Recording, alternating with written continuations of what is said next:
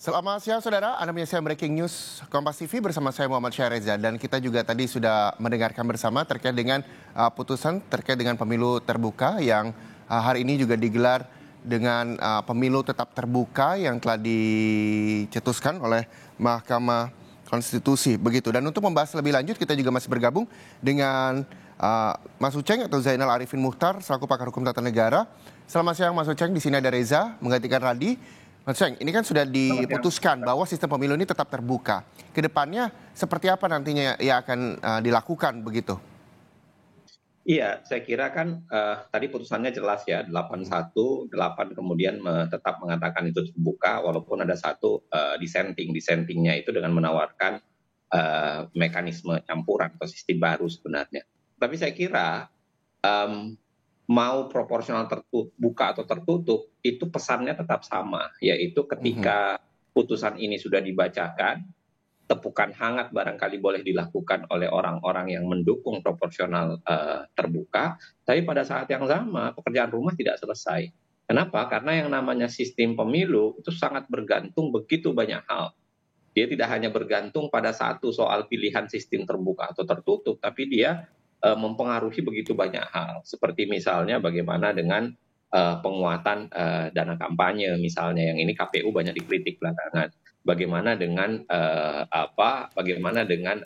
kuota perempuan, yang itu juga KPU dikritik belakangan. Bagaimana dengan proses partai membuat cara untuk menyusun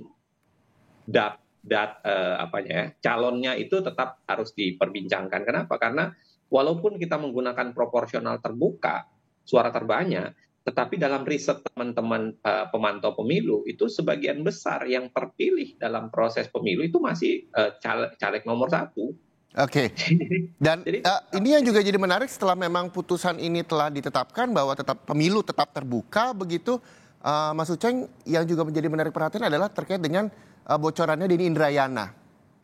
Nah, Anda melihatnya seperti apa? Tanggapan yang bisa Anda berikan di Kompas TV? Bagaimana Mas Uceng? Saya kira kita tidak bisa menuduh ya.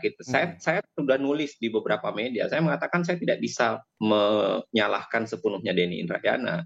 Kenapa? Karena dia menganalisis dari bukan hanya putusan ini sebenarnya ya melihatnya, tetapi dari kecenderungan Mahkamah Konstitusi yang tidak terlalu bisa netral dalam proses yang ada berbau politik gitu. Termasuk misalnya putusan yang paling terakhir KPK gitu ya, soal perpanjangan masa jabatan di mana MK menerabas logika open legal policy-nya, yang hari ini MK ketatkan open legal policy-nya dan kemudian mengatakan itu terserah dari pembentuk undang-undang. Tetapi saya kira apa yang dilakukan Denny Indrayana itu tetap adalah suatu proses kritik ya, yang seharusnya disampaikan sebagai sebuah kekhawatiran terhadap sebuah penegakan hukum yang dilakukan oleh lembaga yang sangat penting seperti Mahkamah Konstitusi. Walaupun akhirnya ini membuat gaduh masyarakat begitu. Saya kira kegaduhan soalan lain ya, tapi kalau kita lihat bahwa itu menjadi concern publik, kita harus melihat bahwa itu menjadi concern publik. Biasanya kalau tidak menjadi concern publik ada bahayanya tuh. Karena tiba-tiba bisa menjadi aneh ya, bisa menjadi lain sendiri. Saya kira ini lagi-lagi berangkat dari tingkat kepercayaan kita pada Mahkamah Konstitusi. Sejauh mana sebenarnya Mahkamah Konstitusi sudah membangun kepercayaan. Nah, belakangan saya kira Mahkamah Konstitusi banyak mendapatkan kritik karena ketidakmampuan berjarak dari pengaruh politik itu terjadi dalam beberapa putusan, walaupun dalam putusan ini saya kira cukup menarik ya, karena kemudian bisa menegakkan batasan konstitusionalitas yang dibayangkan oleh MK, termasuk menyampaikan hal-hal yang menurut saya menarik. Oke, ketika ada statement atau bocoran begitu dari Denny Indrayana, lalu apakah memang kalau menurut dari penilaian Mas Uceng sendiri, apakah Denny Indrayana perlu diberikan sanksi dan sanksi seperti apa seharusnya diterima jika memang itu perlu? Saya kira Denny Indrayana hanya slip of tongue menggunakan istilah sederhana. Apakah itu istilah bocoran atau istilah yang pas adalah rumor. Karena saya kira kalau rumornya beredar, kalau rumor soal putusan MK sudah beredar sebelumnya. Beberapa media sudah membincangkan, beberapa wartawan sudah membincangkan, ada yang mengatakan 54, ada yang mengatakan 63. Rumor itu sudah keluar gitu.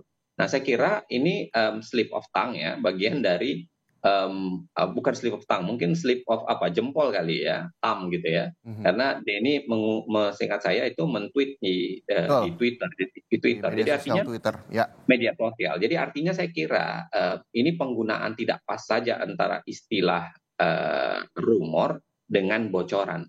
Ya, saya kira kalau rumor aman, saya kira nggak ada masalah ketika itu dilakukan secara rumor. Nah, bocoran ini, nah saya kira ada baiknya Mahkamah Konstitusi kalaupun mau melakukan tindakan itu tidak dalam artian yang sangat serius ya, karena kesalahan satu kata itu saja sebenarnya yang paling menentukan. Dan saya kira tetap saja kritik terhadap Mahkamah Konstitusi itu baik. Saya Oke. ingat ketika pelantikan ketua dan wakil ketua MK, salah satu janji mereka itu adalah menguatkan kepercayaan pada MK, dan di situ sempat disampaikan bahwa ya kami tetap menerima kritik, saran dan lain sebagainya sebagai bagian dari penguatan Mahkamah Konstitusi. Dan saya kira maksud Denny Indrayana barangkali pada level kritik itu, walaupun mungkin penggunaan diksinya tidak pas antara bocoran dengan rumor gitu. Sehingga nantinya juga masyarakat juga akan percaya terhadap MK begitu ya, apalagi nanti pegelaran pemilu 2024 mendatang.